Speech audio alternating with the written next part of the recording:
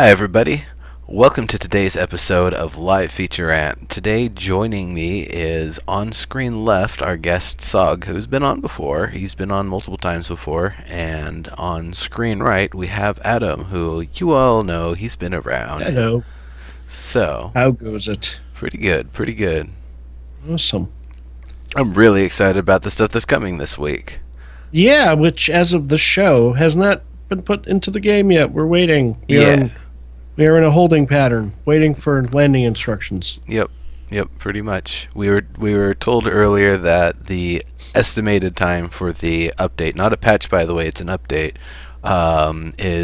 was 2 p.m. Pacific time. Now we're 3 hours past that, and we don't really have an ETA on when the update's going in. So, like I said during the pre-show, there's a decent chance that it's actually going to be pushed back to tomorrow, and that's totally fine. Better that it's done right. And we got no show from them this week because they're busy getting ready for SOE Live this weekend, right? Yeah. Yeah. So we're the best you're gonna get. What was that? Say again. And all three of us are going to be at SOE Live, right? Oh, No, I wish. I'm not going to be. It's two of the three of us will, but unfortunately, Sorry, Adam. I thought you were going to make it. Oh no. I'm so beyond very unemployed. Going to SOE Live is not anything that I could make happen right now. So we'll be there with you in spirit. indeed. We'll see if we can bring something awesome back for you, or if nothing else, see if we can squeeze some more answers out of the developers, knowing that you're not going to be there to ask them yourself. Exactly. But I expect all sorts of awesome, pictures and all sorts of goodies and info live from you guys as you can tweet things out, because I follow all of you guys on Twitter. So I expect to be living vicariously through you. So you be sure to share all that. I should really share my actual SOE live schedule. You'll see that there's like Thursday night, I kind of have some availability, and then maybe a little bit on Friday, and then an hour on Saturday and an hour on Sunday. And other than that, I have got a packed schedule for SOE live. And I think it's the same way with you, Tsagh. We were kind of talking about, like, it's going to be like college days a little bit, just going from room to room with a notepad. No? It's gonna be exhausting. It's gonna be 10 to 12 hours a day of like attempting to be like fully engaged and absorbing information, followed by like as much drinking as can be healthily imbibed. Or not, but hopefully healthily. Well, in order to go back every day is so packed. I can't imagine like trying to sit through all this stuff hungover and having a terrible time.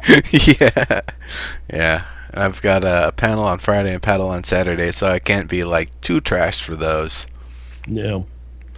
Yeah, that's no fun nursing a hangover. I've done Toy Fair coverage that way, where you're good the first day you land, and by the third day you're just like Walking Dead. So yeah. Enjoy responsibly, folks. Indeed. Those those Yardaritas, they actually have a lot of water in them relative to the alcohol content. But no, you still have to keep on drinking water. Keep drinking water. SOE, they're really good about it. The couple of years ago, they had a few drink stations, a few water stations around, and it was decent. Last year, there were a lot more. I would expect this year there's probably going to be even more. So if you need water, there's going to be dispensers all over the place. Just go get some. You need it. You're going to need it, especially if you're drinking. And don't get the croque monsieur from the Earl of Sandwiches downstairs. They've got the weakest bechamel sauce ever. Also, the fact that I even have to tell them not to put mayonnaise on a Cuban sandwich is a little offensive, but I probably should have kept that for the pre-show. Tsagh, you know what it's all about. Yeah. No, I mean, in SOE Live, we're talking about SOE Live. It's a subject for the show here.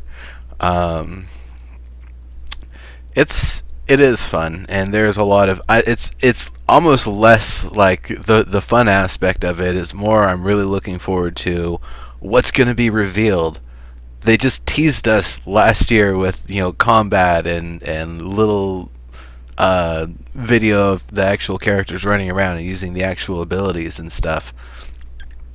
And now we're actually going to see more. We're hoping, we're expecting a hell of a lot more. They're probably a lot further along with it.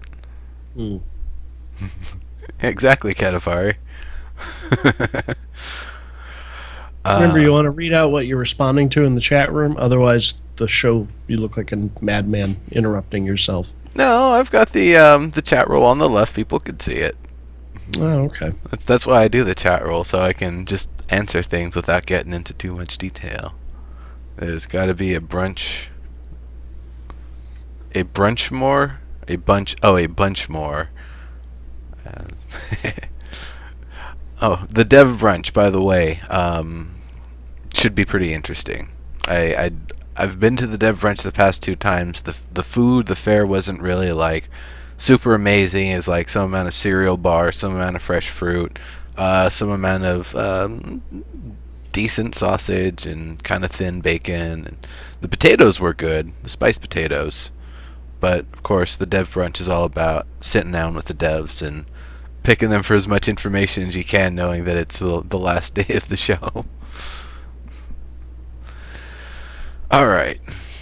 I could probably talk about SOE Live for 2 hours myself, so I don't know if I should just continue on this subject. Is there anything else about SOE Live that you guys wanted to say in particular, wanted to ask about? No? Just all that hype. Alright, I'll shut up about it then. Now let's get on to the kind of a meaty subject here. So guilds are coming. Guilds! Yeah. So, plural. This changes my life like in no way whatsoever. There is more than one guild. You can have... No, actually, you can only be in one guild. There are more than one guild that will exist in the game, but you can only be in one. And if you folks remember back to a document that I wrote about groups in EverQuest Next and or Landmark, you'll know how I feel on this point, that I actually think having different groups is a very important way to allow players to have their immersion in the game, be able to group up with the people they want to play with when they're, when those folks are around, and not have to jump from group to group to group just to know what's going on with each of them. Tsagh, why don't you kind of give us a little bit of your thoughts and such on the subject here, because we, after talking a little bit before the show, I know that it's definitely an important subject to you here. Yeah, I've been looking forward to the ability to create, the ability to have better structure for organizing groups of people in the game for a long time. But long time ago, there was a EQN roundtable question about guilds, and the answer that they put out was, we absolutely want people to be able to join multiple different organizations or guilds because they could serve different purposes. And I was excited about that. I thought, you know what, that's great that I could choose to be part of a competitive organization and joining a team, which is what some people see a guild as, or I could just choose to be part of a open social sharing community. And the way that they described it in the video, and I don't like all of the roundtable response videos, but that one I felt like they did a really good job, and they satisfied everything that I wanted by involving guilds. Now, in Landmark, the idea that I could only join one official group and then I don't have my chat channel, persistent chat channel. The chat channels, they don't exist as far as I'm concerned. Nobody joins them repeatedly. People wonder why nobody is talking to them, and then drop off the face of the earth. Sea Crew.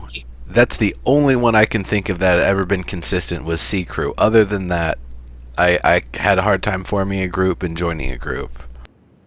Well, Yeah, and I mean, the thing is generally speaking, DCUO is the exception because of it has to be built around the lowest common denominator, and that's people who have a PS3 or a PS4 interface.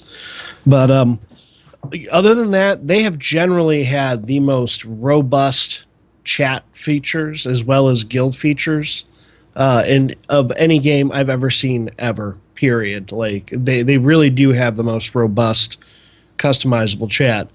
This is all clearly first iteration stuff. Period. Like right now with them, they're probably going to start people with one guild. I suspect more guilds will come, but they want to make sure it works properly with one before you start throwing in, okay, now I'm a part of 5 groups, not just one. But I think personally, cleaning up the chat channels should have been their first priority, because there would be more reason to hang out in game if you're not a builder working on something. Purely right now, if you could engage the rest of the community in real time over the general chat. But that spam, the join and leave spam that I cannot turn off, makes looking at that tab completely and utterly useless.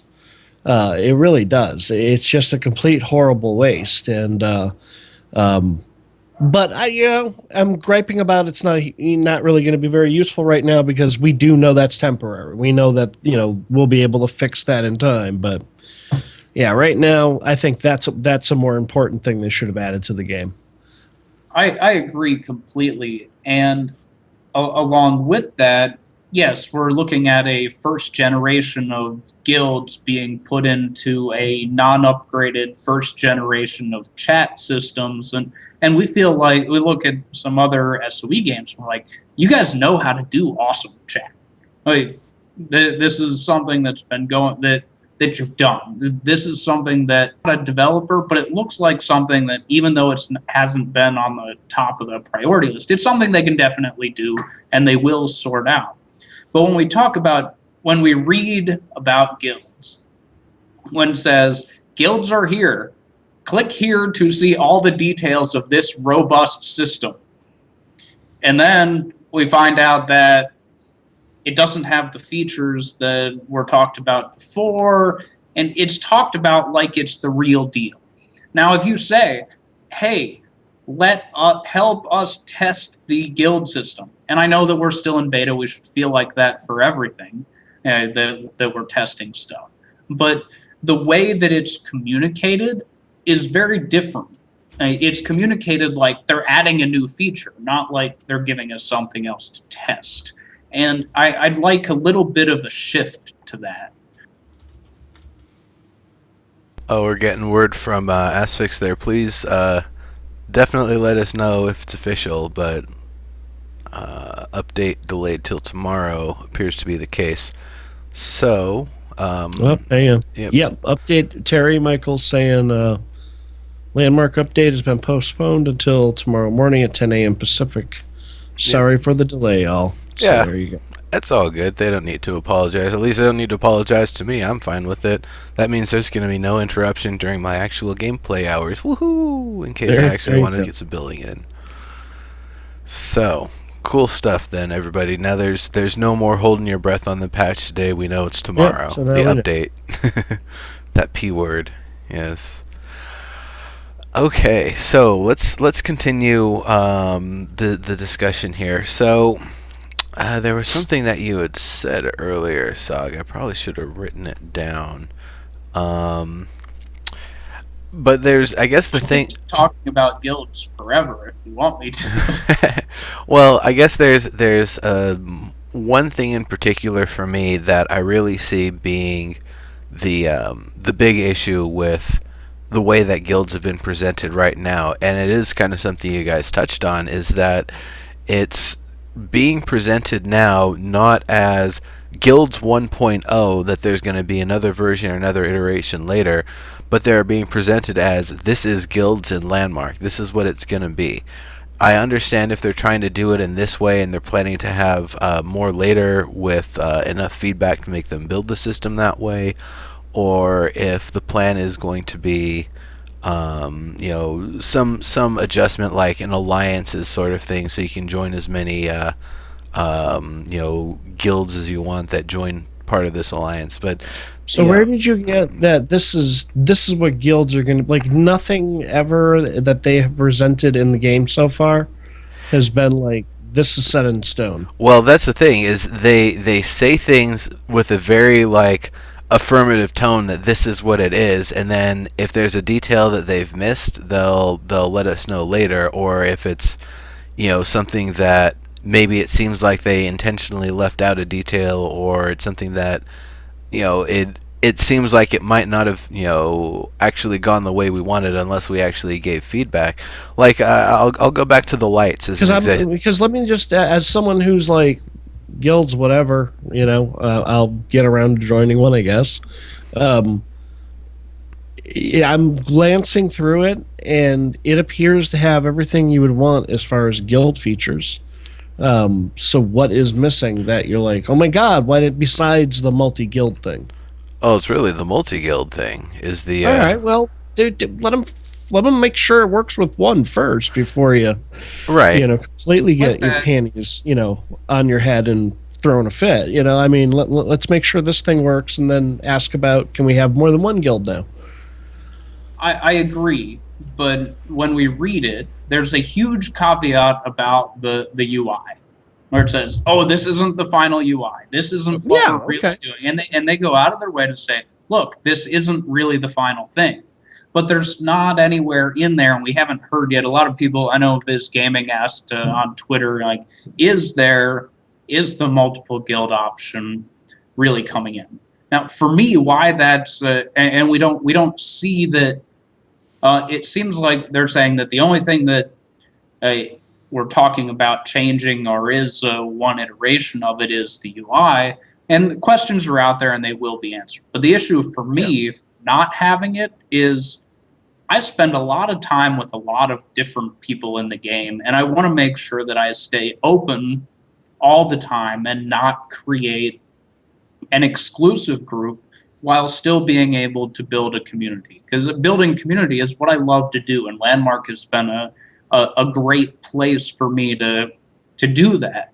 Now, creating any kind of system that segments people, that creates a sort of like guild nationalism, like that feeling of ownership to a pocket instead of a greater community.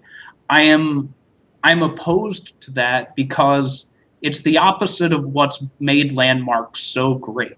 If Neurotoxin and I started streaming Landmark at the same time and we decided that we were each going to start a guild, then I would be part of the colony or whatever, and then there would be a Neurotoxin guild or the legendary team or whatever he wants to call them, and there would be this feeling of it being separate, when really we're just people playing a game together. We might sometimes do things on different teams or be a little bit competitive just for fun. Well, let's remember that really a guild in game. Now, I know there's advanced features, guild banks, things like that.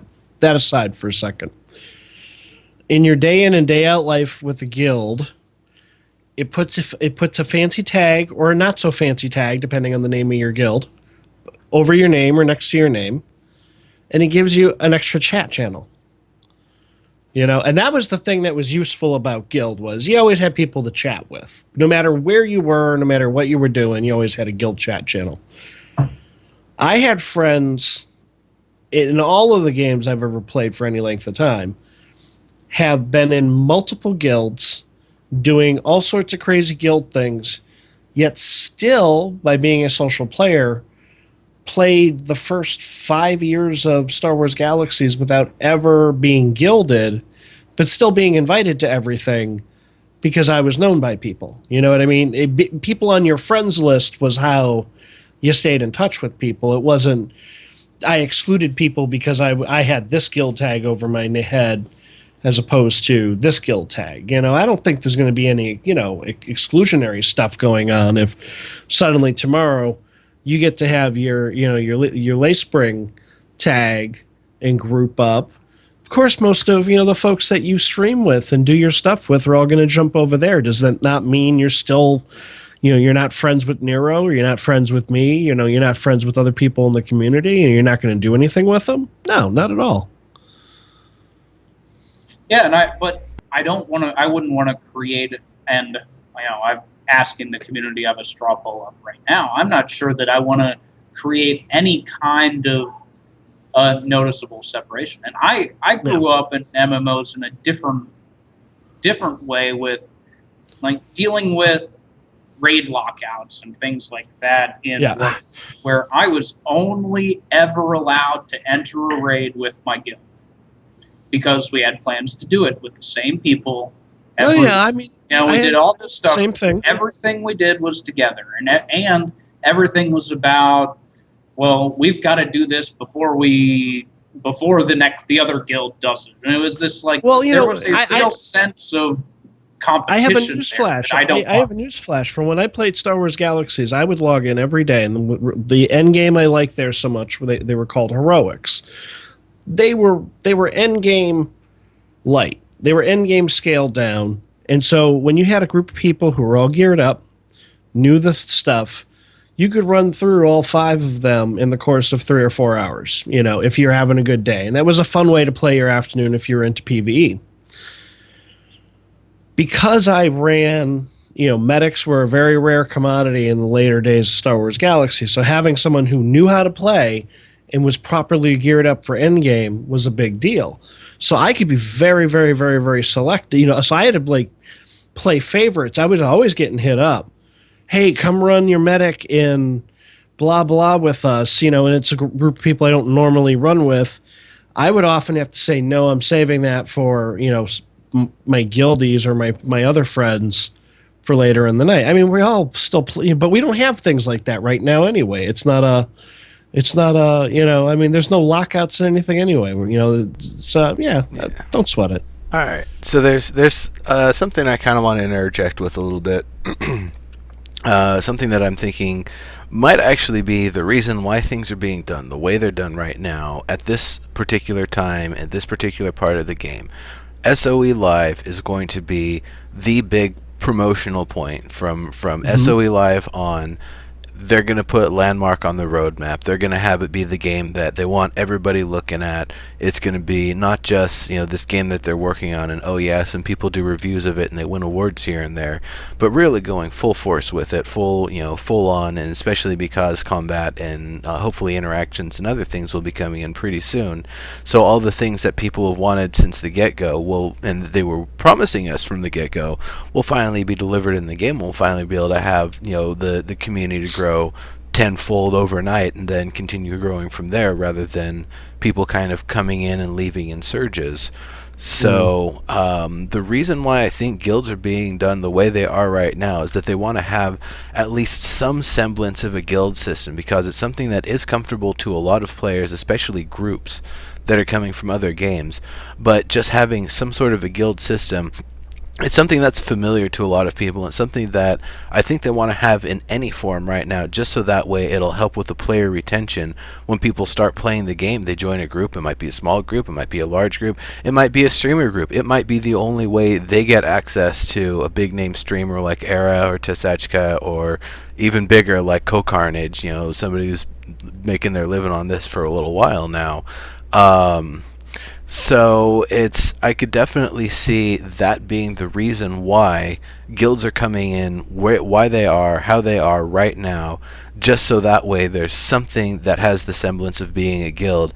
And the way that the document about guilds is written right now is written in such a way that it's not necessarily saying to everybody, hey, anticipate multiple guilds later, because that might confuse people, but at least to say, we have a guild system, this is how it works in its current state, and not, really getting into too much detail about going into a multi-guild system.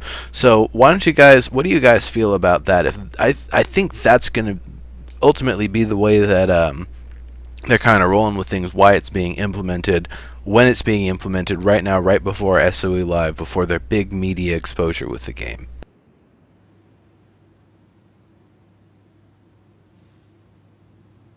I can see how pushing to have what we've said from when it went into beta and guilds weren't in, and they said it was going to be a beta feature, that it's a core feature that MMO players expect to be in a game, and going into SOE Live and having a new big marketing push, just having something in is important.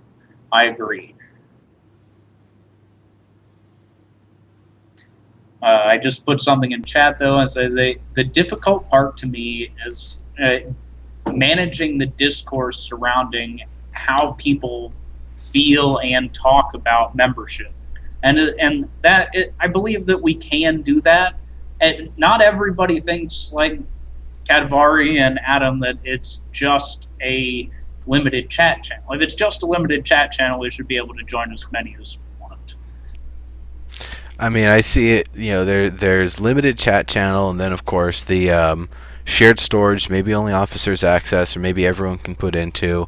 Potentially a guild claim, a guild build of some sort that permissions are able to be designated to people, and multiple people can manage the upkeep. So that way, there's no fear of expiration, because the new 15-day upkeep they're going to give, that actually gives 3 days notice when you're about to expire instead of 1 hour notice, will be a lot easier to maintain by multiple people instead of it being the responsibility of one person. We've seen in the case of like Angel Bay and some other places, unfortunately sometimes the maintenance doesn't get paid, and then this big group project kind of gets all wonkified. And I know the Voxel Vision remembers who contributed what now, but it still really messes with things if you've got a group project to have to try to realign it in the world and place it exactly where it used to be, or if somebody comes along and grabs that claim. So that's more of a permissions issue though, and like they've said before, they know that permissions need to be kind of reworked from the ground up. So I suspect you'll see those granular controls in the guild ability to pay into the maintenance and be added to the permissions list. Well, probably that's not so much a guild thing right now. That's more of a permissions thing later.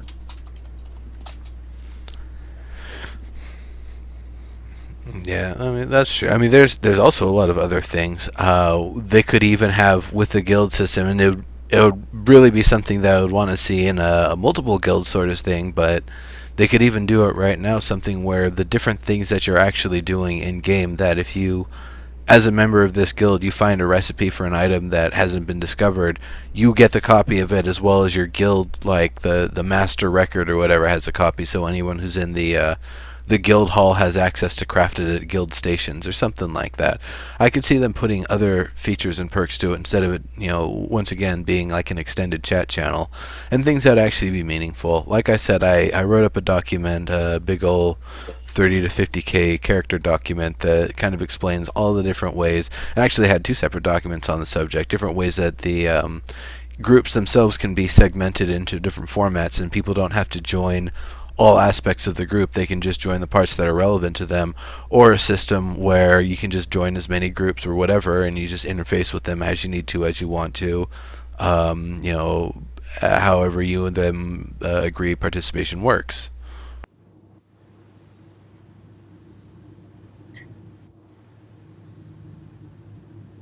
So we've talked about guilds for a little bit here. Do we want to keep talking about guilds? I know we can. I know it's definitely possible, but well, I have said all I need to say about guilds. Looks cool, whatever. More stuff coming. Next feature. You good too then, Tsagh?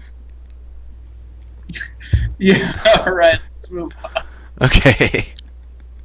So I just listed glass. That doesn't even touch on all the stuff that we're getting this week. Oh my goodness. I'm just going to put a voxels. link in chat here. This will be fun. I'm looking forward to glass voxels. So, I really am. We're getting more than just glass voxels. Glass voxels, you melt them down in the forge or the smelter using sand. I don't know what colors we're going to get. I don't know if we're going to have gem variations. There's also going to be translucent ice materials. They're not going to get rid of our current ice materials. They're not going to change those, but they're going to have a new set. So you can have different layers of the ice if you want some that are more translucent, some that aren't. And I'd wager that they probably link together in such a way that you can kind of paint out some of the clearer ones if you want, and have a little bit of light shining through an icy brick wall if you want to. So that should be a lot of fun to mess with. They've adjusted the water material. They've apparently been receiving feedback that it's too static. I think that's the issue about people saying when you dive in the water and there's a splash but not enough ripples and such. Do you guys know anything about what's going on with water, or what the general complaint has been? No idea.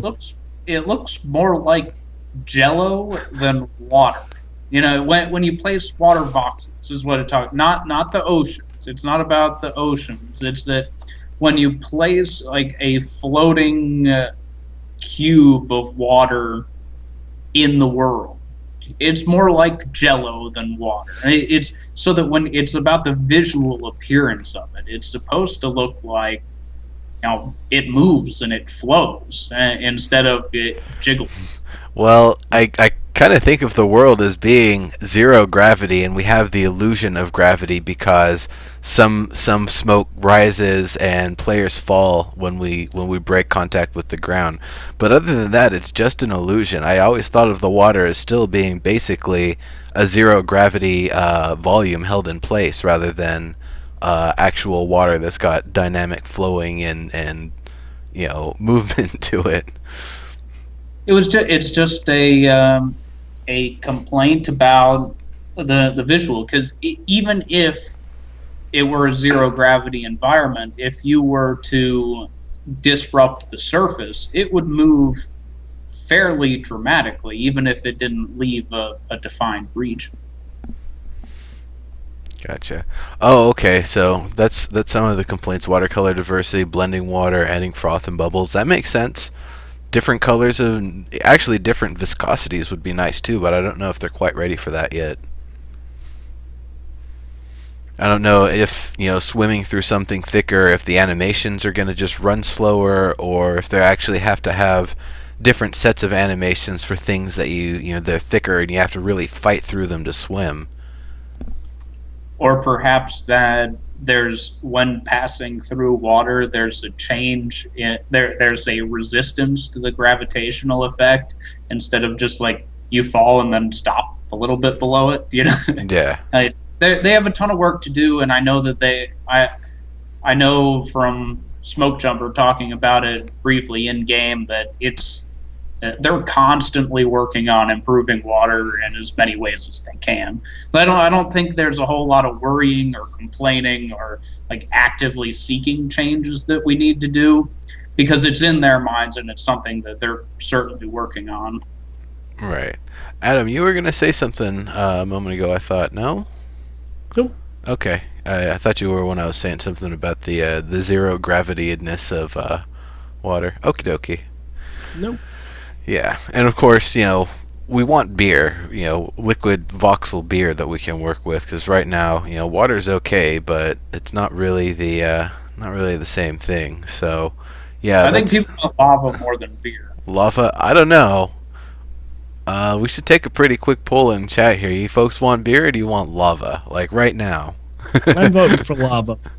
I'm voting for lava too. I don't know, dude. I love beer for drinking it, but I am not for placing voxels of it.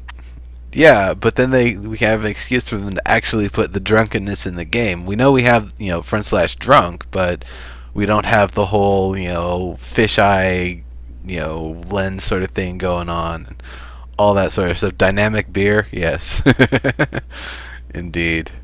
I would wager the result is probably going to be more people looking for lava.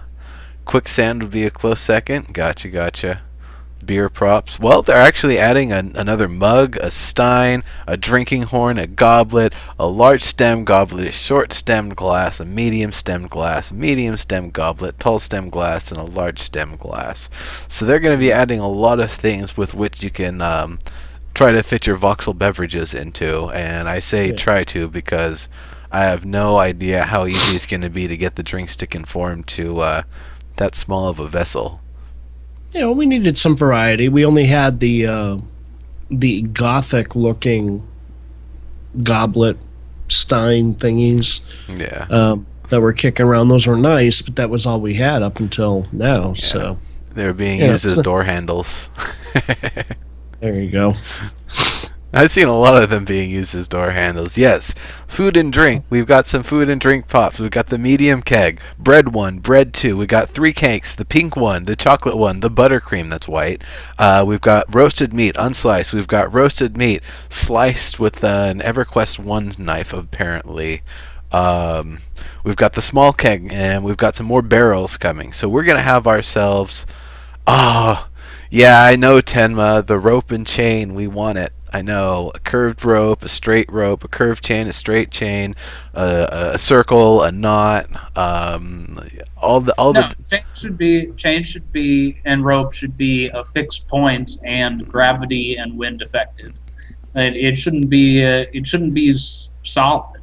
It should move. It should be a. It should be a moving fluid, dynamic prop like that. Like, you should be able to affix one point to another and determine how much slack you want. So it's a 3-point process. You click one end, you click another end, and then you pull it down as far as you want it to hang, and then it should work with any kind of world effects. Like, eventually there should be some sort of wind in the game, I would think. Anything, or people walking into it. Yeah, for sure. But I agree with the rope chain. Like, these props here, I'm looking at them.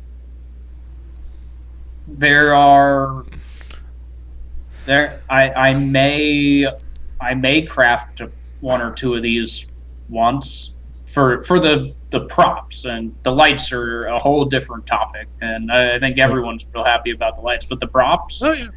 I'm not. I may use them, but that's as far as I care. I have to say that drinking horn, looking at it right now, I kind of glanced over them earlier, but now really taking a good look at them, it makes me think of some sort of like joke phone that you would see in like a cartoon or some show in like the 80s or something. Yeah, exactly. Or even earlier than that. I could see that from the black and white era. Hello? That's hilarious. A drinking horn. I honestly, I don't even know how it would sit on that stand unless it's affixed to it permanently, and then it's kind of a large thing to pick up and drink from. Oh. I do like the handle on the wooden mug. It definitely, if you use it right, you can make it kind of look like brass knuckles if you're making a statue with its fist balled up or something. But yeah, those props, I'm definitely excited for those and seeing what people are going to do. But really, I actually am really excited for the spotlights, because one of the things they've said, and especially for their contests, is that you don't want to have volumes of light intersecting with each other, and especially where there's going to be like conflicting shadows being cast. So spotlights are really going to help with a lot of that stuff, instead of having this radial orb of light that you really don't have any control over where it's going. You actually have some degree of control now. I hope that the scale feature doesn't make it go longer so much that it increases the width or the narrowness of the cone. That's really what I hope for it. I'm sure they're going to be like every other prop and rescalable. I think the only thing that matters is if I am, 50 yards away on the other side of 4 or 5 voxel walls, is that spotlight still going to be hitting me? Like with the light orbs. That I got a bunch of light orbs on the very bottom floor of the colony claim, and if you're on the top, it still looks like there's a pink light orb shining on you as you walk around. Now, Yeah, it doesn't respect the wall boundaries. yeah, it doesn't respect walls. So if the spotlights respect walls, that's awesome. Everything that you're saying is great, but the problem is we haven't been able to control that as well as we would like to. Right. I think this is the first step towards having that control, and for the ultimate artists in this game to take advantage of a fantastic new feature and make new things that I may not even be able to envision, as long as it works. And we didn't get to see the update yet. Yeah. I mean, I can see a lot of people just putting a spotlight underneath or right on top of some sort of plant of that color just to make a real pretty garden or whatever. Yeah. There's a lot of uses for the spotlights. These are going to be very handy. I would say there's probably programming-wise and functionality-wise a little bit of a difference. I can think of pretty much any 3D modeling or 3D game engine that I've ever worked with, and there's always an area light, a point light, and a spotlight, and they all function differently. And I'm wondering if that's what we're getting here, is that the orbs are basically just a point light that has a radius based on the scale, and have occlusion for that might be a little bit limited compared to a spotlight because there's a lot less stuff that you're having to deal with. I don't know if raycasting is involved with that in the collisions, or if it works the same with just the point light, but there is definitely potential that there's going to be more control with the spotlights than there is from the orbs that we have right now. Because if I'm not mistaken, don't torches actually get occluded by walls? Torches and fire-based light sources? They've so. got a couple other problems, like smoke going through walls. Like if you Yeah. try to use a torch as an actual light source, the smoke goes through a 10 voxel thick block. Yeah, that's true. Dynamic smoke, eventually. They're aware of it though, so it's, that if it's not fixed, or if it's doing something funky now with the spotlights, I'm sure it'll get squared away. Yep, For sure. It's just one of the ongoing things that will be resolved, I think. Yeah, Tenma, we did. That was definitely a while back, but there's a lot of things that I can think about that I asked about even before Alpha started that will eventually be in the game, just, maybe not necessarily in the order that we were expecting. I remember you were looking to have combat before a lot of the other things, and while in some ways I do agree that if we had combat sooner, it would make it a lot easier for us to design the gameplay interactions and start building arenas and that sort of thing. On the other hand, we're in the closed beta of a game that's expected to run for hopefully 10, 15 or more years. We'll have plenty of time to mess with all of that fun stuff once all of the features get in. And as soon as combat gets in, all of the past months of not having combat will be forgotten, because we'll have combat and we'll beat the sense out of each other. At least I will. It's going to be a lot of fun. It's going to be a lot of fun. Yeah, I'm looking forward to having building tools that don't involve me having to build buildings, so that'll be fun. Yeah. And actually, building buildings in such a way that you're not just making things that anybody can smash through, but actually having to design them in such a way that it's not just pretty but functional, that you can actually have a battle there, and one spell doesn't reveal the next floor up or something, or somebody doing a maze and it's like, oh, I'm just going to smash my way to victory, which I think would be hilarious, but I don't know if people who have mazes are actually going to allow combat on their claims like that. It would be pretty funny.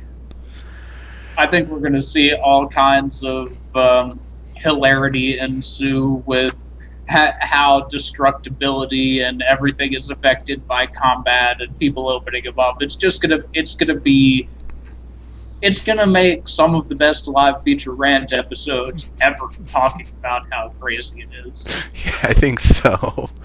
Yeah, there's definitely... I'm going to have to find somewhere in my upcoming schedule to get, just a solid 2 to 4 hours of combat discussion and demonstration, because it's going to be pretty intense. It's going to be pretty gnarly, I think, and I know it's something that a lot of people are going to be interested in, so... could be fun. So, we've talked about props. They've also added bundles for all the props on the marketplace. So, Yep. if you absolutely need to have 50 buttercream cakes, you can spend money and do that instead of, I don't know how else you make a buttercream cake. Just your columns are made Yeah. of buttercream cakes. Your table's butter. Your bed's made of buttercream cakes. I'm sure it will have something to do with the. I'm gonna guess the. No, I don't know. Probably just the forge. That would make sense. You can bake a cake in a forge, right? Well, no, I think most of the props are at the tinkering table or whatever these days. So Oh, that's true. They're props. They're props. They're not actual food. yeah, You're right. I wonder if it's just going to be plant fiber to craft them, or if it's going to be Probably. something a little more complex. Plant fiber plus lumicite, glowing cakes. And they've added new outfits. Not really. They added new colors to existing outfits. Well, they've added the planet side theme tints, the NC blue and yellow, the TR red and black, and purple and I can't remember if they went with purple and green or purple and blue, the kind of teal for VS, but yeah, those are going to be in. That Mark my words. This will be a theme this will be something they do constantly in Landmark. Like once the game's out, there will be crossover items galore. Like, if trust me, they'll be constantly. You're going to be seeing stuff crossover into Landmark. yeah, This week it's all about H1Z1. Get your zombie skin now while you can. Who knows? But Well, I would like brought to see up more another- new outfits, and obviously that's not happening just yet. We're getting recolors a lot. yeah. What was that, Tsagh? Well, that's another point, though. Like, at what point is an outfit just not fun? When in other games that sell a similar thing, it's a whole visual skin, right? Like, why not sell a dwarf skin? Sell like a zombie skin where your character starts to move like a zombie. And these things may come in, but to me, putting on new clothes is not really that neat. I know some people love it. I know people are already addicted to buying all the outfits and having as many as they can. But, make me want to buy something. Come on. Make me want to buy it. And a full, interesting, neat skin where they've got new things coming out all the time, that would be cool. The one thing I wonder is how much our appearance is going to change with combat equipment, with gear being put in. If we're actually going to have pieces of armor showing over our current equipment, or if they'll replace parts of our current equipment. If not, then I'm definitely with you. I want to see a lot more. If that's going to be the case, I just want a full suit of armor just to have one, just so I can look like I'm out there in medieval plate armor. Definitely, a lot of us have been really into the idea of dyes, like Wick is talking about here, and a dye system is definitely, I'm sure, what a lot of us want and would prefer. They may or may not go with that because if crafting clothes isn't that difficult, it's more just a matter of having the recipe to craft it. But at the same time, it creates this weird exclusivity with the market that you have to buy every different color of one outfit rather than buying it once and then being able to recolor it.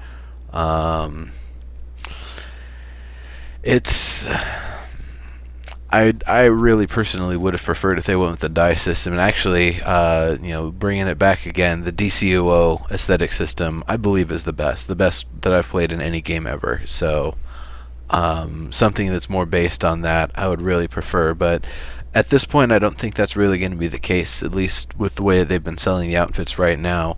It's not really anything piecemeal. In fact, you're buying entire outfits of a specific color. So that being said, I'm going to buy the VS outfit. I'm going to buy it when it comes in for sure, because I'm tired of wearing the Tech Commander's red outfit or whatever. My butt looks so good in my Pathfinder gear, I don't know that I could take it off.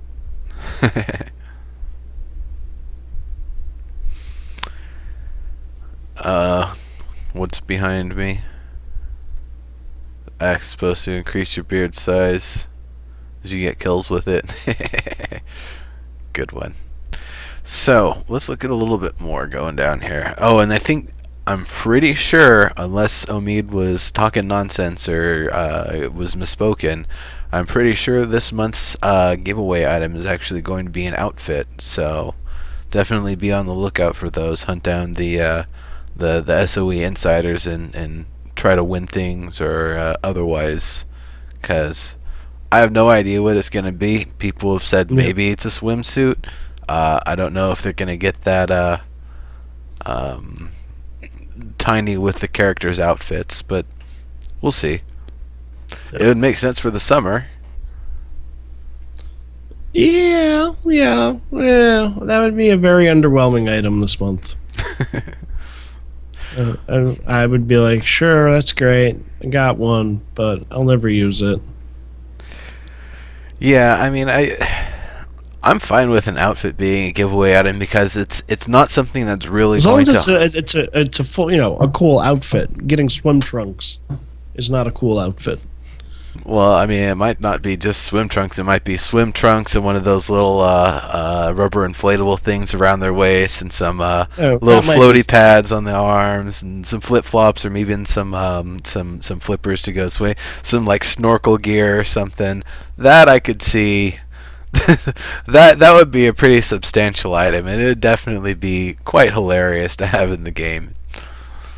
As long as it becomes permanently like rare, like as long as you can't get it again, because just about everything where they've said, yep, you'll be able to get it a different way later. You'll be able to get it a different way later.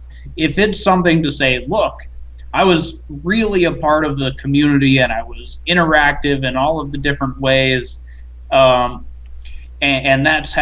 because of that, I got this awesome outfit, and I can wear it, and it, the status thing, a lot of people like that. But if then you can buy it for $4.99 in a month, then I'd rather have something different as a giveaway, as to receive or to give away. I'd go for an outfit though if it's a special thing. Like, hey, that was like you had to get this code in August of 2014 during closed beta, and it's a full SOE Live 2014 commemorative outfit or something, and whatever you get for that, that kind of stuff will be cool. But if you can just buy it again next month, the outfit isn't as valuable. Then that's where the items that are usable are really cool as giveaways, because you can just buy them or get them a different way in 6 weeks or a month. Yeah. But you could get it earlier if you're engaged in different ways. Yeah, I mean, if we think about all the items that have come around already, let's go. No, not really, Tenma. There was the lunar anklets. There was the prime grapplers that they were giving for the longest time, but that was only for alpha. And it turns out the best one, I think it's the Delver's hook that you can get in the treasure chest, is basically the same range and the same rate of fire. It just reels and travels out just a little bit slower than the prime grappler. So they really didn't necessarily have to get rid of it. Or it was something they didn't realize they actually could keep once the game was optimized enough that it wasn't just the gears to travel everywhere. Now we've got the Belt of the Zephyr, and I actually believe the ground speed using run speed items as well as the prime grappler even isn't as fast as just diving with the Belt of the Zephyr and holding shift. So it's kind of a moot point, honestly. They could even give it back to everybody. But then the lunar anklet. They have given those. There's so many of those they gave away. We got them for a couple months as a giveaway item too. So that already had a high saturation rate. And then there's the app that you can play the game and scan the flags or whatever and get a lunar anklet. There were, I think, Jinx shirts you could buy where you get a lunar anklet. There have been a lot of ways to get lunar anklet, so that one, it's plus or minus saturation. I still have a bunch of them to give away, and I don't know if I'll get through them all before before they get discontinued, or at least we'll probably get some notification before they are. They don't have to, but hopefully they will let us know before they're going to get discontinued, so I can do a big old giveaway. Now, I don't think the codes aren't going to go bad on those.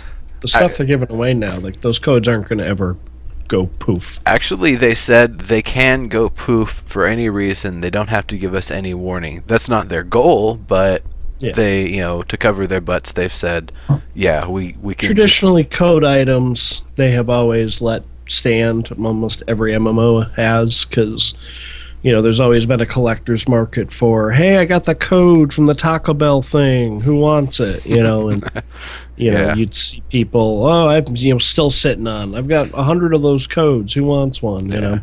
But I mean, let's look at before I go back to the list. Let's look at SOE's big other game for a moment, PlanetSide 2, and the way that they did it. The first special gun that you could get with the $15 station cash card, the NS-11P, the platinum version of a special Nanite Systems assault rifle. You could use it on any of your characters on the account. That thing it was a pretty damn good weapon when it came out too, and if you were using VS, you had the extra advantage that you didn't have a pew-pew sounding weapon, but you had a bullet sounding weapon, so it almost obfuscate who you are in the fight until people actually notice you. It was a great weapon. A couple of weeks ago, they had something where you just log in at any point and play the game at all, and you get the NS-11P. Something that used to be an exclusive item when the game came out, and they just handed it out. Just, here everybody, take one. So, there's probably going to be some amount of items that they do that with. They might even do that with the Lunar Anklet. It's like, hey everybody, you played in the beta, here's a Lunar Anklet in case you didn't get one. So, let's get back to the list here. So after the Lunar Anklet, there was the Feather in a Bottle. Now, Lunar Anklet is already an item that we have kind of a way to get close to. There are other jump height items that exist. And then other than that, I believe they've added potions that can allow for jump height. There's probably also going to be items later on that add jump height and some other feature, so you would potentially be able to swap out your Lunar Anklet for that better item and just hold on to the Lunar Anklets as a status sort of thing. Now, Feather in a Bottle, same sort of thing. We actually have a method now that I believe, once again, from a potion, to give yourself a double jump.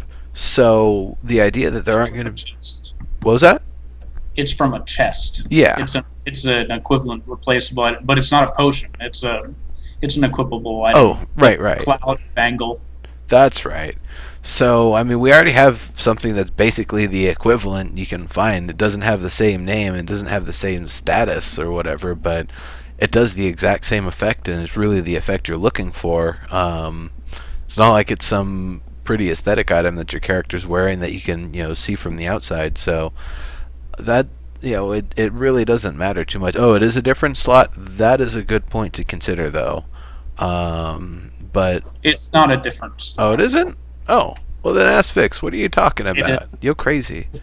The Feather in a Bottle and the Cloud Bangle go into the same slot, which is that extra slot, the three on the left. What are they? They're only foot and wrist slots, but you have like 3 feet and two wrists, something like that. Well, third leg. Cloud Bangles and Feather in a Bottle fit into the same slot interchangeably, and they don't stack. Okay. So, so then we have Lunar Anklet. There's ways to get jump effects, and there's ways to get that level of jump. The Feather in a Bottle, there's clearly an alternative item that already exists. The Prime Grappler, we already have, a pretty close item that exists that you are actually going to be able to, you're not going to find one in a chest and keep it through to open beta, but you'll definitely be able to find them in open beta. And then the Iron Pork Cutlet, and there was definitely a lot of hoo-ha over that one, and I would say the biggest thing with that is I don't think it's something they plan to have exclusive forever. They just did it this way right now, so that if you get these codes now and you enter them, when open beta starts, you'll actually have an Iron Pork Cutlass rather than having to craft one or find the recipe and then craft one, or purchase one if you have to, but I don't think that's the case. I think it's going to be a recipe that we'll eventually be able to find. And there might be other versions, like a tin version that looks almost exactly the same, or a silver version that looks almost exactly the same, if they really do want to work the exclusivity angle. But the other weird thing with it is that it's the only one they've offered so far that you can claim more than one of on the account. So if somebody just wanted to eat 10 codes or whatever and just have a pork cutlet factory going when open beta starts, hey, that's up to them. Find those codes, or if you're an insider, just eat the codes and oh well, and just hand them out like candy when things go live.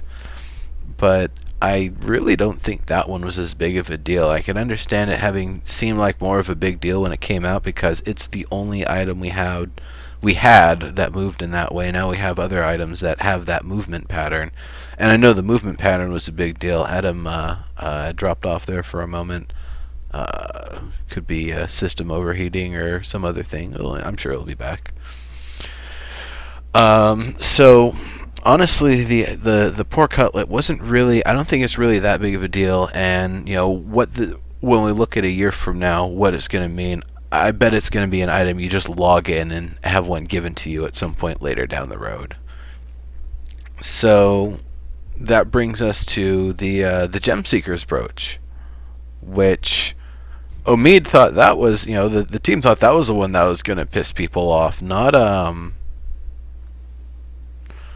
I agree with their thinking. The Gem Seeker is a game changer for a harvester. Like, it's the biggest buff that they've let anybody that may have had were eyeing a profession in the game as a gatherer or whatever. It's a huge buff. I don't have an iron portcullis, and I don't care about it. But the Gem Seeker, that's cool. It's the coolest item, apart from the Belt of the Zephyr, which you can only find in a chest or trade for from someone else who found in a chest. But the Gem Seeker is a real deal item. Yeah, and the fact that winning them now means you start open beta with one. You start the game and you've got the ability to see gems anywhere in the world for an hour. That is pretty helpful. Well, but it's not a feature that is not available to the normal player. Right. I mean, it's just longer. It really is just a convenience thing. It is. People will realize more about what a big deal that is when they're actively playing the game and looking for resources on a regular basis. Then it will dawn on, well, shit, I wish I had that brooch. People will start using a time macro system that'll keep pressing 0 on the keyboard to reactivate their the ground sounder or whatever, so they can just keep detecting gems that way, and it'll basically be the same traditionally in effect. SOE games, running some sort of a macro program has been against the EULA. That's true. That doesn't mean people won't do it. Yeah, I know, but just remember, generally, I'm not saying they'll do that this case, but they have banned people for less down, in previous games. That's true. I mean, I think it's a little bit of a different issue if you're going about things in the world and it's just pressing. Basically, it's activating something for you every time, even if you. I don't think it's a game breaker by any stretch. If you got a macro set up on your keyboard where every 15 minutes or 3 minutes or 5 minutes, whatever it is, it refreshes that skill. I think you're right. The artificial convenience created will backfire. It only matters if you're actually seeking gems or seeking pocket caves. Other than that, it really doesn't give much of an advantage whatsoever. If you're seeking gems, if you're looking for gems, it's very helpful. It's much more helpful than the craftable item, and I have both. I think it's really valuable. I use it. Bling. Yeah. All right, that's for an hour. Yay. It's helpful. I like being able to use gems to kind of let me know where I'm at in the cave system, try to kind of remember where the different assortments of gems are relative to where I've gone and where I'm trying to go. It helps a little bit because we don't really have like some sort of a fancy underground 3D mapping system that maps the procedural realm as you go into it, and then I guess wipes that map or otherwise when you leave the area. Gather all the code items so you can total badass when the game comes out. Yeah, well, this is going to be a little while for that. We're going to be, I think we're still going to be in closed beta for a fair bit. I don't know if we're going to be in open beta by the end of the year or not. What do you guys think while we're talking about it here?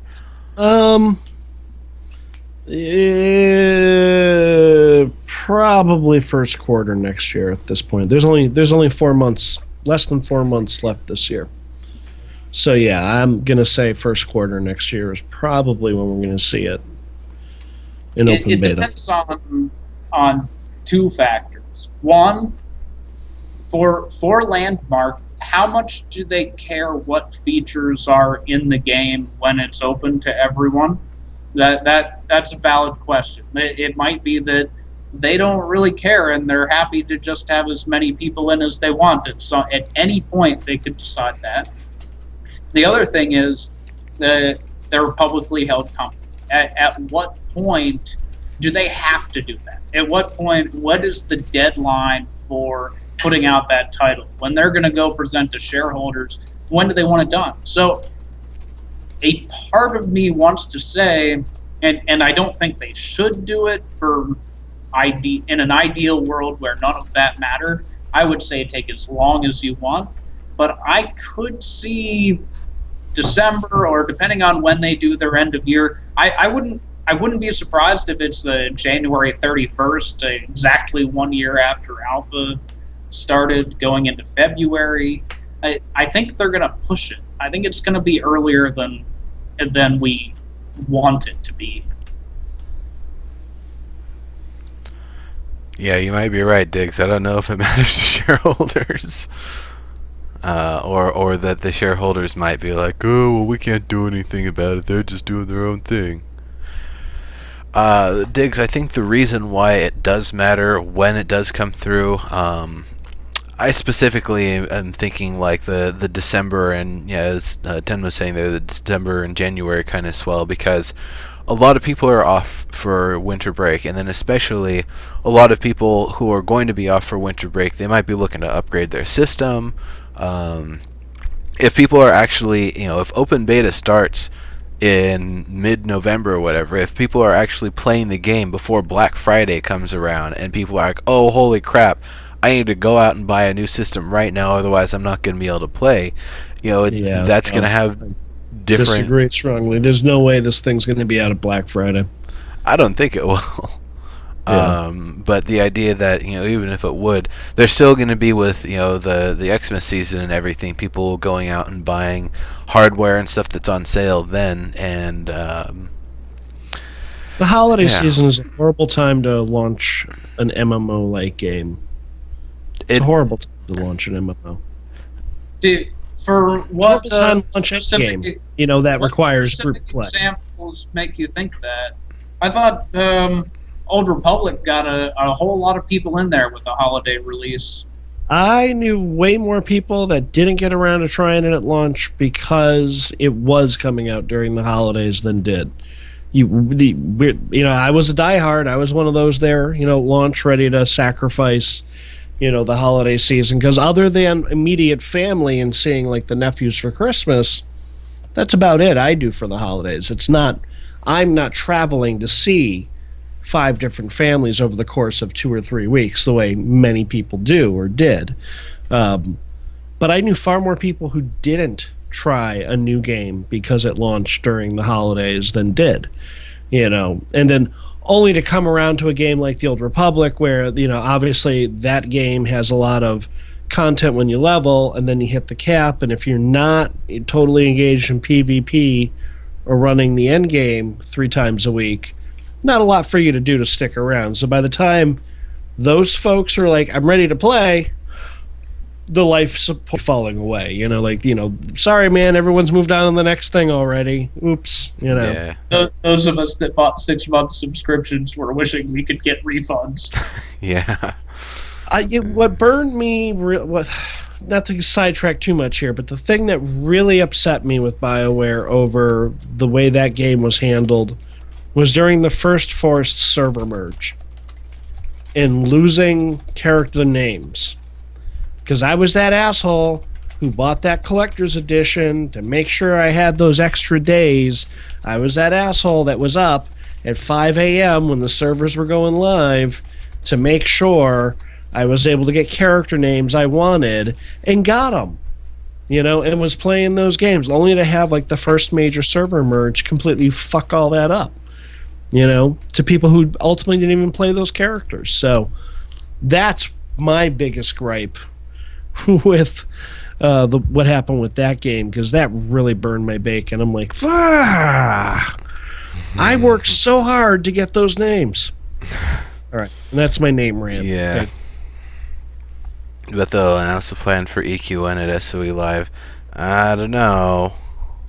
I have a feeling they won't. Oh, they might. They may say that they're shooting for the roadmap is probably open beta happens for Landmark, closed beta starts as soon as, what I mean? Like as soon as they go into full launch game for Landmark, they'll launch the EQN beta or alpha, I'm sure. I'm expecting a surprise email one day, just like I got for Landmark. Like, we're actually going into alpha, and you can be a part of it for $100. And on a day when I never expected it, and I'm like looking at the bank account, thinking, "Oh, well, where am I going to find this $100 to get in? Where am I going to find it?" I'm imagining it's going to be a complete surprise like that. Yeah.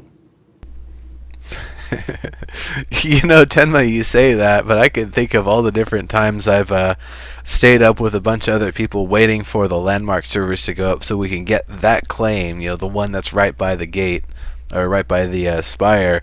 And it's real tedious when they said, okay, well, the patch is going to be going in at 10 a.m. and then it's 3 a.m. the next night when they're like, all right, we finally have the okay and approval. We're going to open up the servers. It's like, well, we've all been sitting there, literally for, the past 18 hours or whatever, waiting for the servers to come up. Yeah, I mean, it is kind of a big deal. It's especially sort of a stressful thing for a game that's still early on when people have expectations for what they want to have in the game, what they want to be able to get, and what they want to be able to see. But it's it's going to be already starting to be limited as soon as the game opens, as soon as the doors open, because it's content anybody is able to be the first person for. That's the sort of thing. I don't, like if a new Vanguard server, spun up for whatever reason. I know Vanguard just went under, but I would imagine there are people that probably would want to be on the server first, just to grind out and be the first person to invent this specific type of item that everybody is going to be using, just so that they can be, hey, look, I was the inventor. 18 hours, you must have broken your refresh button. Yeah, mentally exhausting indeed. It's like trying to do a 30-hour marathon. I wasn't really working that hard, but I was trying to keep up the entire time. It was a little difficult. Alright, so we talked about the new outfits a little bit. Now, claim upkeep changes. That's another feature that's coming in this week. We didn't really talk about yet, or we talked about very little. So, it used to be 8 days. Well, it used to be, I think, 7 or 6 days or something. They moved 5 days? That's right. And now it's 15 days. Well, I don't know if the amount of copper that we're spending per day is going to reduce at all, so it's still going to require a lot of effort to, keep that copper train. Well, I guess not a lot of effort, but enough effort to keep the copper train rolling. Yeah, I guess you're right, Tsagh. It's only about, like, an hour to collect 100,000 or 50,000 or something, right? People criticize me and basically say that I don't play Landmark, yet I have never had less than a topped off upkeep. I log into Landmark not every day, but at least every other day. I don't play lots and lots of Landmark. I'm excited for some of the new features. I like building with people at scheduled times, but I've never had a claim expire. I've never felt at risk to having a claim expire. Your claim expires if you aren't playing the game. Making it to 15 days, it doesn't change the issue with claim expiry, which is that if people get sick or if people go on vacation, if something happens in their lives outside of the game that bars them from playing without them deciding to move on, they don't have a way around it. They don't have a phone app to pay their upkeep on. They don't have a way for someone to contribute. That's the issue. How long it is? 8 days is plenty long. If you remember. Because I log in every week too, because, castles and crap shacks, among other things.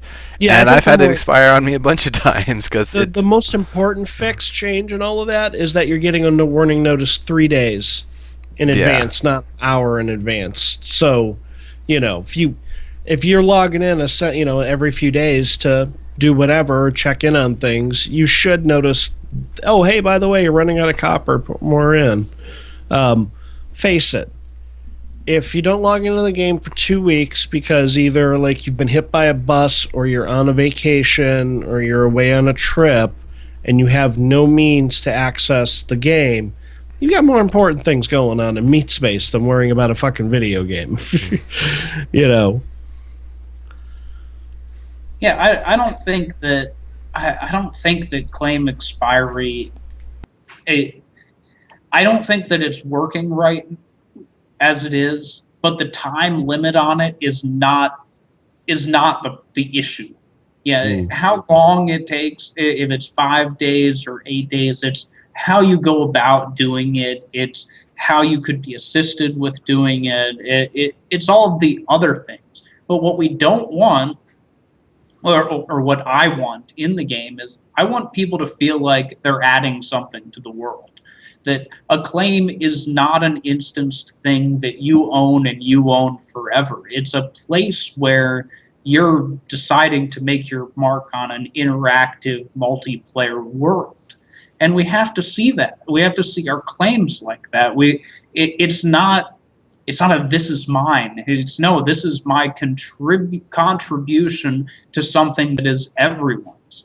And if that and having that spot is that important to your virtual ego, you will log in once a week to make sure that you pay the maintenance on it. And if you have forgotten about the game for 2 weeks, guess what? No big deal. You're not thinking about the game for 2 weeks. You can go find a new spot, And again, they template everything you've been building.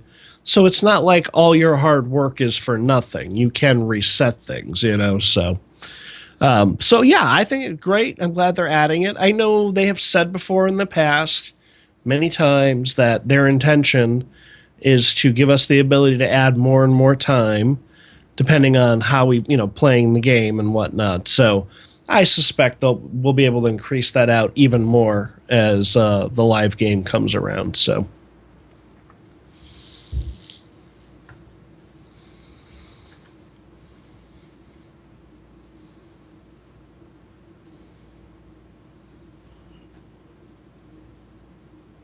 Yeah, if you're out of town, or if there is another way, and you have been a contributor for a long time, and I can see how it would be a shame. Another way to pay would be great. I would hate to have to go away for 2 weeks and then come back, and then there's a patch where the game's down for too long, and then I have to worry about trying to fit everything back down. And really, I was hoping to get back into contributing to the world, but there are the people that complain about losing their claims, at least my perception of the majority, are people that aren't trying to contribute to the world anyway. It's this feeling of ownership and entitlement to an area in a communal world. And it's it's awesome that we are offered this area to build in, and it's awesome that we're able to exclude other people from building in that area for now. But the time is not an issue. It's not expensive. It's not some huge grind to pay your upkeep. Oh yeah, I mean 5 minutes in game, if that, and you have mined more than enough copper to keep your home alive for weeks and weeks and weeks to come, you know? So one of the kind of funny things, though, is you think about the fact that it, no matter how long the upkeep has been, it has served the one major purpose, and that's getting crap shacks out of the world. Now, Absolutely. There's- Phasing out inactive builds. Totally. That's the idea. You know, you want new players coming in to go, oh, I can find a spot. You know, Right. if we let everybody keep everything around forever, you would eventually run out of room in the world, you know? Yeah. And I know that a lot of times people had complained in the past when I would come across what I called a dirt farm or a dirt farm with tools, where they basically claimed the land, didn't do anything to modify it, or maybe put down a torch and a crafting station or something. And that's not only a combination of my complaint with, requiring people to own their own claim to have the refineries, but also just that, if somebody is claiming an area and they're not doing anything with it, they're just saying, oh, well, I'm preserving nature here or whatever. You're not doing anything for us. We can go to that same server in a different area and look at what that nature looks like, plus or minus procedural deposition of the props in the area. So I've actually been really happy, even though I've lost my claim a couple of times, and I actually lost one of my spots because I had been logging in every week, but managed to forget once again to do one of my updates, and that was the Rebellion Dune spot that I lost to somebody who totally didn't communicate with me when I asked them about getting it back. But just getting those crap shacks out of there and getting the builds that are a combination of being inactive as well as really not adding anything to the game whatsoever. So that's Well, I mean, yes and no. I think you're being a little builderati there without realizing it. Because who knows, maybe that person who just wanted to drop down their tool set was more interested in mining materials and selling them for profit than actually building something, But once again, Maybe that's the way they like to play the game. I just want to be under the pretty stars. Whatever, I don't care. But that's the thing. But if they're not playing the game, then that shit needs to go away. That's what is working. In order to own refineries, you have to own a claim and have your refineries down there, and that's, I guess, one of the things that I'm still hoping that they'll change up is eventually to allow players to give access to other people to your refineries, so they, people don't have to put up a crap shack for however long they're playing the game, because they're not a builder, but they are a harvester and they are looking for the higher quality materials, and whether they're selling them or crafting with them. No, you're being a little builderati about that. You're definitely I don't want to see their crap shack if they're not building beautiful things like me. No, I don't mean not building beautiful things. I mean not building, period. Well, whatever. If they want to own, I think the idea is, and from the game design perspective, is that they want every player, no matter what their play style they think they're interested in when they come to the game, will eventually have to start playing with the building tools, even if it is just out of curiosity, because they were forced to have a claim so they could have access to those refineries. I suspect that's why they do it that way. Having new players and having people learning is extremely important to the longevity of the game. We have to have people playing and learning, and we have to have other people meeting them and interacting with them, and not looking and just thinking that they're bad people. We have to make sure that we're having a good community. But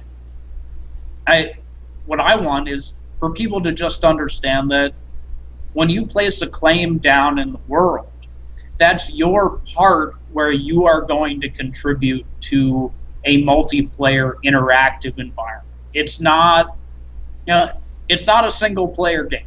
As long as people understand that and play the game as if that's the case, that's wonderful.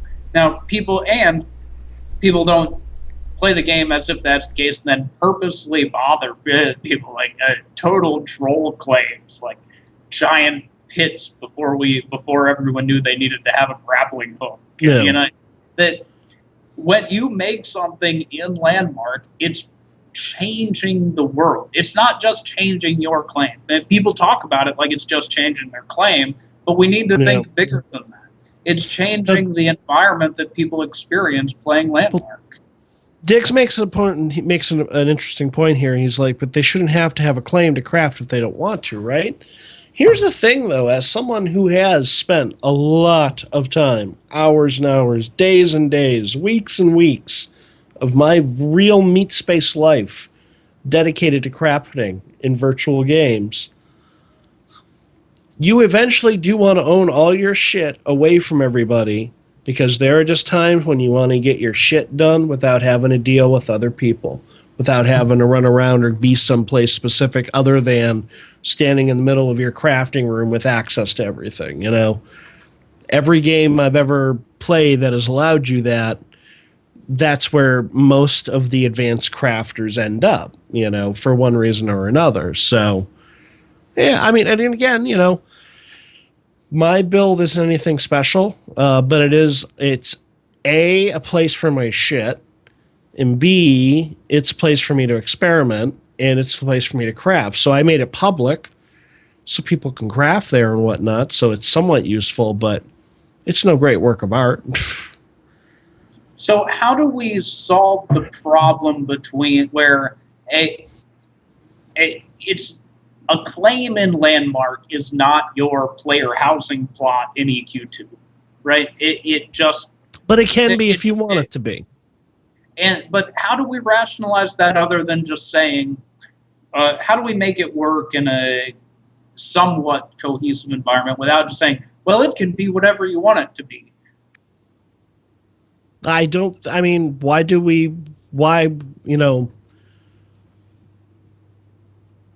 Why is my claim, which isn't like some grand castle or community building event, not worthy of being out in the open world the way some, you know, group building contest is? You know, I mean, that makes no sense. Why, you know, I mean, the game is already so genre bending, reality bending to begin with. Why does it matter?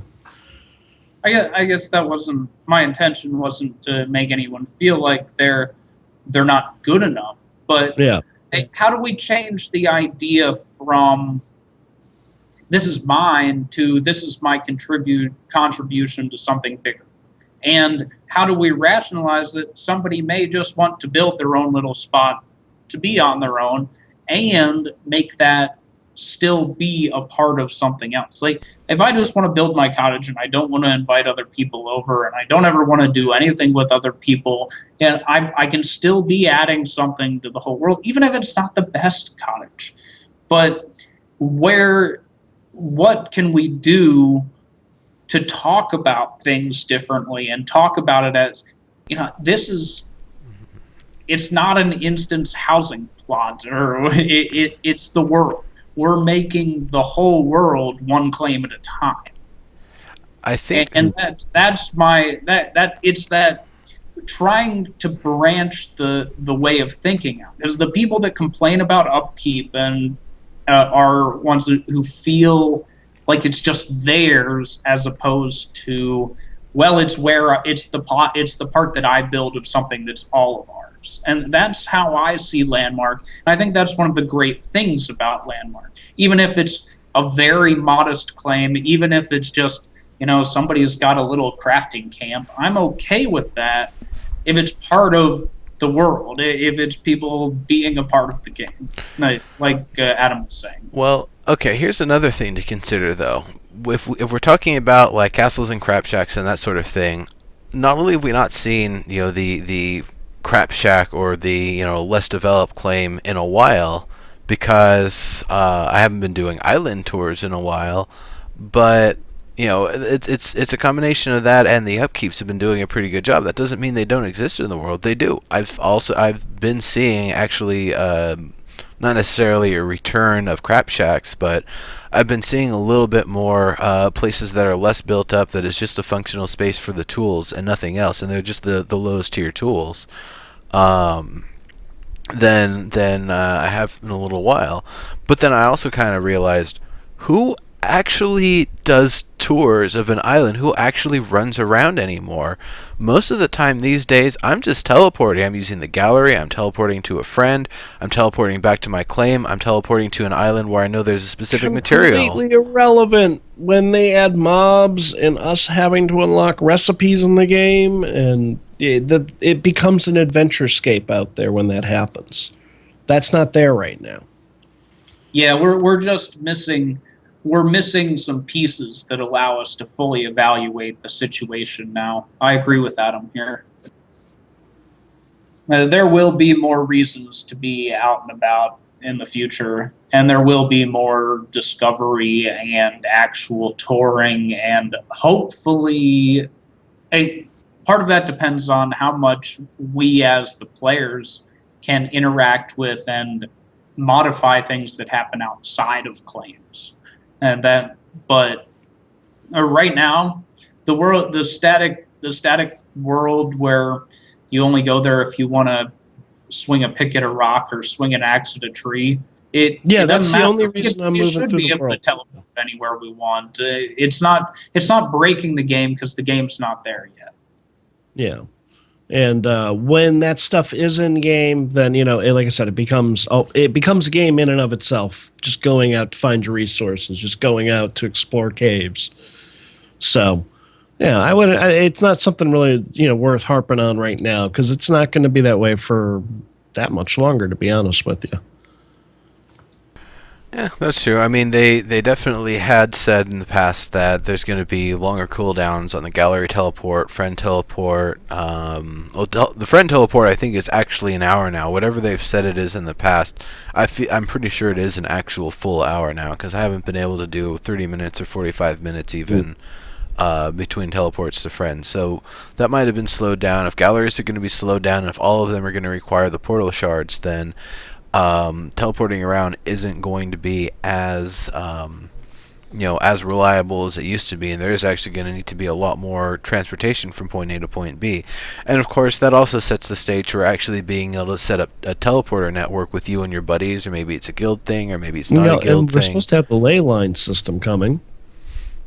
Yeah, I mean which is essentially a public transportation branching out. Yeah, that's coming as well. So.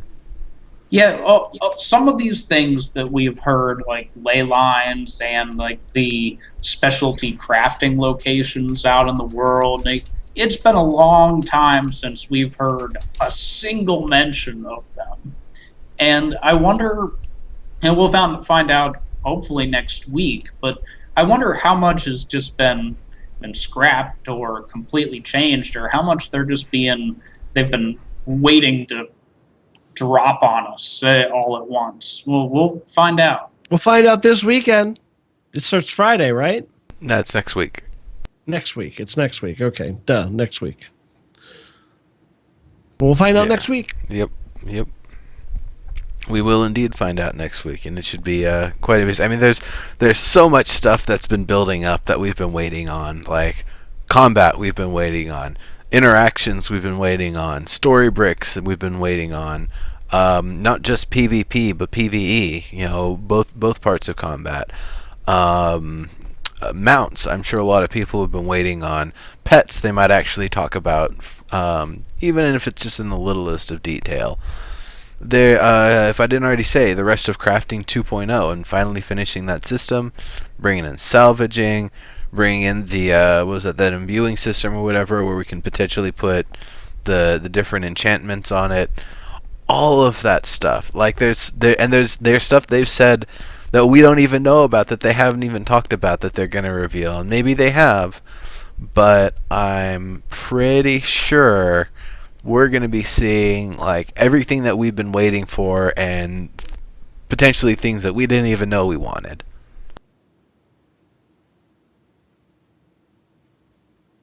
Yes, most Yes. likely. Oh, cool, Sog. So yeah, everybody, we'll get to that at the end of the show here, and actually, it might be about time to start wrapping up. We did 15 minutes Yeah, of I mean, there's pre-show, only but they mentioned they did a slight revamp with the voxel vision, so that'll be in there and help you guys a little better that are worried about what's going on with that. And it looks like they're doing something with the Steam Friends interface where they're going to auto add your Steam friends when you're in landmarks. So if you use the Steam interface, that'll be nice. And then some general bug fixes, nothing fancy. That's the bulk of it this week. Really is the new materials and the guilds, and the props. So I can't wait. I can't wait. I may actually be building stuff this week. I'm looking forward to playing with the glass voxels. I really am. Yep, that'll definitely, it'll satisfy it'll fill a gap in previous build ideas that we've had. Now, we didn't talk at length about glass voxels, but this is what I see it as. We've just been pretending glass has been there for a long time, Yes. or putting in a fill. So filling in that space, yay, we filled in the space. Great. It's exciting for 12 minutes. And it's going to be really exciting for 12 minutes. But I feel like we've done a very good job of living without it. I'm more interested to see the more creative efforts with glass voxels. I've said I bet you're going to be able to do some really interesting sculptures and art pieces with glass and light sources. So that's kind of what I'm more interested in seeing. I mean, you're right. I personally have been looking forward to being able to fill in. I have this big window on my lower level that looks out through a mountain. So I have this nice view of this, valley. And I have the panes of glass in right now, but they don't quite line up. How difficult that is to get those. It's going to be nice to be able to just drop in a whole wall of voxel glass and just fill it in neatly. That'll make me happy. Now, the thickness of the glass, of course, is going to be an interesting thing. And then the other thing to consider with the glass voxels is the fact that they will interact with other voxels. That's one of the advantages that the prop glass has been able to give us, is that you can put it wherever, however much you want, stack as much as you want in there, and it's just going to be, glass. It's not going to interact. It's not going to push and pull anything around.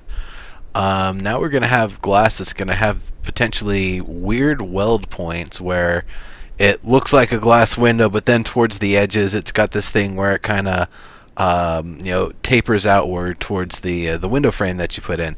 So then you have to go through and use the putty micro or whatever and put that all around to make sure it doesn't deform the area.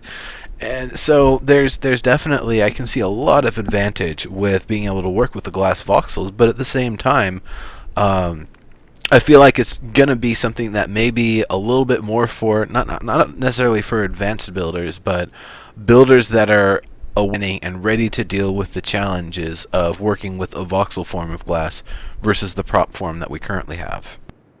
Why does it matter? Why is that an issue unless it bleeds? If it bleeds, it's an issue. But air already holds the shape and is already interacting, and all of the bending around everything that we've already put into the game is happening. It's just changing there will be a slight texture change, so it looks like you're looking through glass, and changing the physical opacity of the area. It's already interacting with everything around it because air voxels are actually voxels. I think that's going to be something that we overcome very quickly. Well, I think the better builders will, but I think people who don't know what a microvoxel is or a macrovoxel and want to have differential thicknesses, they don't want to have a one thick wall of stone and have that same thickness of glass. That's a big honking chunk of glass you're putting in the wall there. And a lot of times I'm sure people are going to want the glass thinner than whatever they're setting it into. So that's where I can see a lot of those deformation issues being a hindrance to the people who are less equipped to deal with that sort of stuff or have less experience with it. Now, it's an interesting issue to talk about with you, Tsagh, because I know you've got those voxelmancer skills, you've got the builder skills, so I'm sure you're already, it's like someone who's done calculus for years, that they look at a simple algebra problem and they, in a glance, they already know the answer because it's just mechanical for them. I don't think, I'm sure you're going to have a lot easier time working with glass than even I will, because I haven't done that whole cleanup thing with the putty voxels as much, so I'm not as experienced with it, and I don't have all the same kind of techniques, especially if I want to do like a diamond shaped window, or a window that's shaped with the that Karen 4-pointed star, but thinner in a section of wood that's kind of framed up for it. So there's a lot of different places where I could see, challenges, especially with the deformation. But then there's also a lot of places where I could see, just screw it, put in the glass prop and be done with it. I think the learning curve that we experienced in alpha is a lot easier to deal with now. I think that there are the right people out there doing everything they can to teach people. Those that have been really involved in the teaching process, I don't know how we continue to expand the reach and find ways to truly institutionalize learning, but the how do we go about breaking this barrier? Because like you said, I look at something like, I hang out watching Tenma's tutorials and I understand everything that he's saying, and he does a very good job of teaching other people, but it's because I'm experienced and it's because I know. How do we break this barrier to people that are brand new to the game? What needs to happen to change this? It's one of those things that's kind of tough, because to be a good builder with voxels, it's an opt-in sort of thing. You don't just walk in or buy a package and all of a sudden you're good with voxels. It's something that it takes time and effort, and depending on someone's background with it, the amount of time that they can spend on that sort of thing, their patience, who's teaching them, what tutorials they're looking at, and how long of a period of time that they're working on it over. All that stuff, it can be a lot easier, a lot harder from one individual to the next. I think that we've gotten a lot better about teaching people, and the ability to use the in-game tools to show people what's going on definitely helps the learning process, but I don't know, I feel like some sort of a programmed tutorial, and I don't know if this is something that we'd be able to do with Storybricks and other interactions of that sort, but being able to put somebody in an interactive space where there's something that's telling them whether they've done the thing right or not, or what they need to do differently to achieve what they need to do, kind of like interactive programming lessons I've seen on various websites, and other sorts of lessons and tutorials like that. That being interactive with the tutorial, I think, is a really big part of the learning process, if it isn't something that people are necessarily going to be able to learn from players, or are looking to learn from players. Luckily, all that adventure stuff will give other players other reasons to try the game, and then hopefully they will become interested in trying the other elements of the game, and it won't matter. Yeah. All right. So we're getting kind of close to the end of the show here, so I want to start doing the wrap up here and give everyone a chance to kind of say what they're up to, and also give Tsagh a chance to spool up his broadcast here. So yeah, you all know me, legendary Neurotoxin. Of course, this show, the live feature rant, the dead feature rant for H1Z1. Procedural Powerhouses on Saturdays, focus on procedural games. Castles and Crap Shacks, which I have mentioned multiple times throughout the show here. That's 2 to 6 Pacific on Sundays. I've also been doing Steam Daily. Unity Daily's kind of on hiatus until I'm feeling a little bit better. Been a little under the weather recently, so I don't want to try to be smart when I'm not feeling so smart in the mornings. So I've been working on Steam Daily recently. Been going through 2 to 4 games on my Steam list. I'm pretty much going to be going with that daily until I've played all of my games for at least 30 minutes and I know which ones I really want to play. So that's all of what I'm up to. And of course, SOE Live, we're going to have live feature at next week because it's going to be on a Wednesday and I ain't leaving until Thursday. So we will be back next week. Tsagh, why don't you actually, while you keep on working on getting everything going, Adam, why don't you kind of talk about what you've been up to and where people can find you here? Oh, I do a YouTube channel that has stuff on it of a geeky nature. That's the primary thing. And Twitter. You can follow me on Twitter. Be warned, I'm highly socially liberal. I see this happen. I see a bunch of folks from EverQuest, Landmark, follow me and then fall off a couple weeks later when they're like, "Oh my God, he's talking about what?" and they run. So be warned about that. But I'm not for everybody. And that's it. YouTube channel AT0MXII Adam12. Same for Twitter. It's all a lot of fun. All right, everybody. And by the way, I am starting a raffle. It's the same raffle as before. Wick, I don't know if you're going to be able to win twice. You can try. Yes, it is exclamation gimme to enter if you want to enter the raffle here. Now, Tsagh, why don't you talk about what you're up to here, and we'll be starting to head over to your channel after this giveaway here.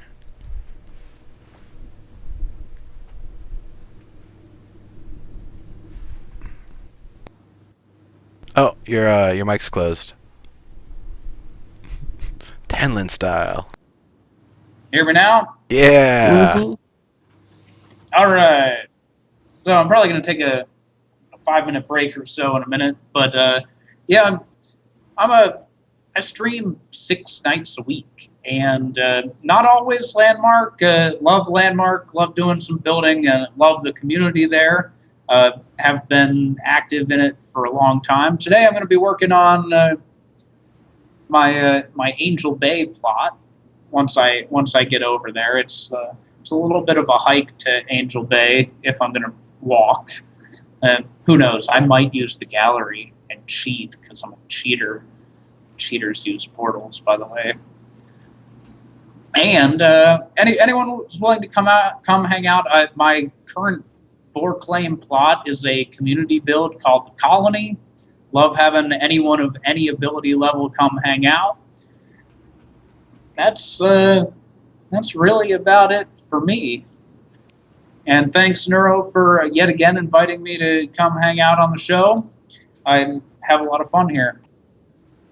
It is always great to have you on. I mean, you're always somebody that's really fun to talk to. Always have a lot of good opinions and things, and good perspective on the game.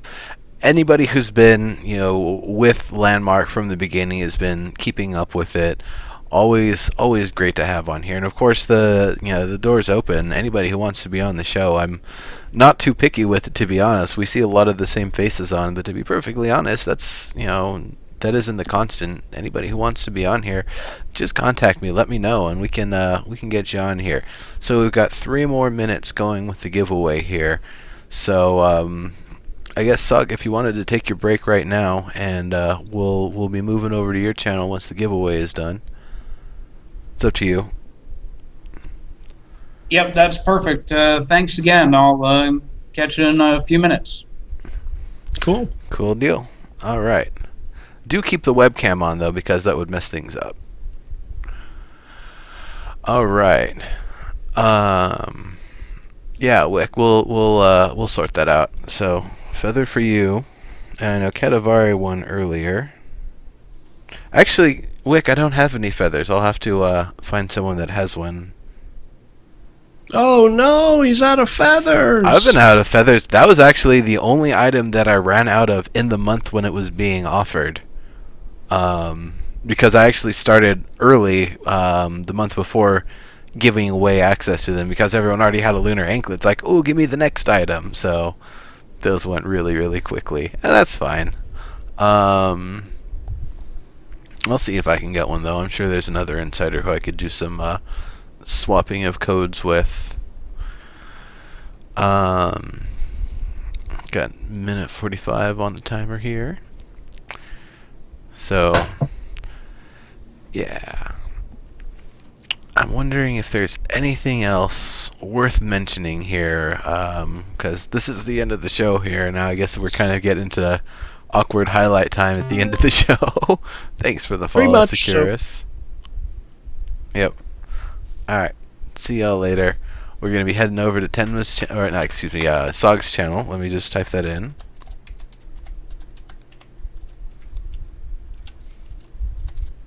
That's the place y'all want to go after the giveaway here. After the giveaway. Yep. After the giveaway. After the giveaway. But are we wrapping it up here? We saying goodbye to those watching this after the fact? Yep. I think so. Thanks for watching, folks. See y'all later. Have a good one, and bye-bye. Whee! Yeah. But yeah, the stream's still going. We're just wrapping up the giveaway for everybody here.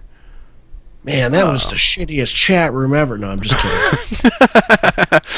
Actually, I've been using Better Twitch TV, and the one thing I can't tell from it is how many people are actually active in the channel. So I'm glad to see 18 entries here for the giveaway. I'm definitely going to do a couple of giveaways here, but Oops. Yeah. You can see the who's in the with the Better Twitch TV. No, but it doesn't just give me a single number I can look at that says. I see. It doesn't give me a count. Gotcha. Yeah. All right. So we're going to draw a winner. Kaliria, congrats. Oh my God! Especially that Tenma. What an asshat. Oh. Come on. Is this thing still on? Oh. I know you two have your whatever is I don't between. know. He's always fucking trolling me in the chat room during the show. I'm not really sure what his fucking problem is, but whatever. All right. And Spider Oz, thank you for the follow. And our second winner here is. You want the bathing suit? F the haters. I don't know if that's what it is, but you're on for next month's item. There you go. So if it's a bathing suit, you'll be good. If not, you're gonna get a SOE live pumpkin suit. I really don't know what the item is gonna be. Probably after SOE live at this week. Yeah. All right. So we're drawing our second winner here. Atomzo, congrats.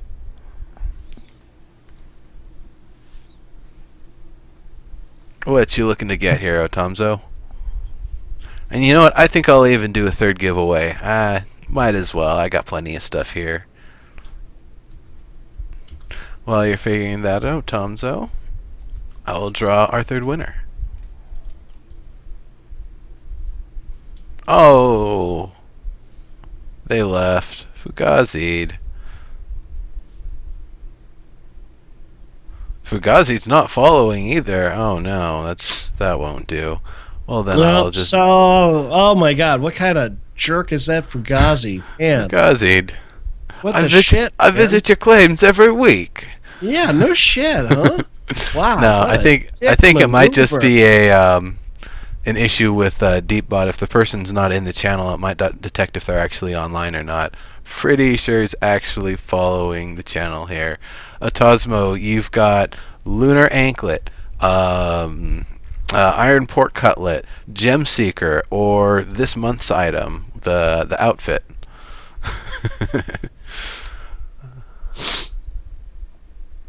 Oh yeah, Tenma, definitely. I want to see the progress on that, for sure. For sure. Won the Gem Seekers the other night. Take a Lunar Anklet? You absolutely. You've got it. I've got plenty of those. I've been very good about not hoarding items. Like there have been plenty of channels I hang out in to. If I wanted to, I could probably have large stacks of stuff at this point, and I'm good. Once I get one, I'm like, no, I'm all set. Oh well, a recent follower. Well, how do you like that? So our actual final winner here, Securus. So same items I just listed off.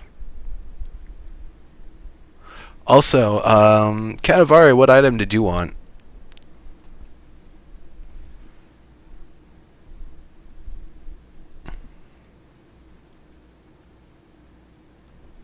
Oh, and if I didn't say, I also have 7-day beta keys, and actually I can even give out 2 of those at a time now.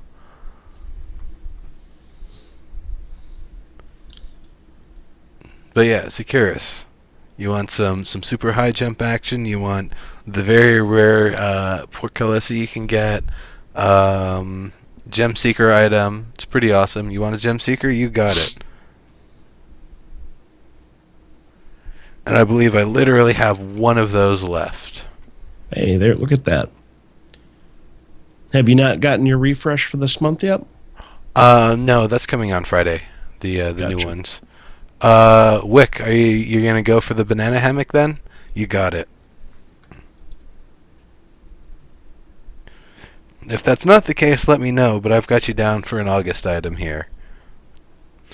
Alright, so we're going to go over to Tsagh's channel now because he's totally started. Have you already started up, Tsagh? Yep. Already started. Just kind of on a loading screen right now. Okie dokie. Alright, everybody, I will see you all over there.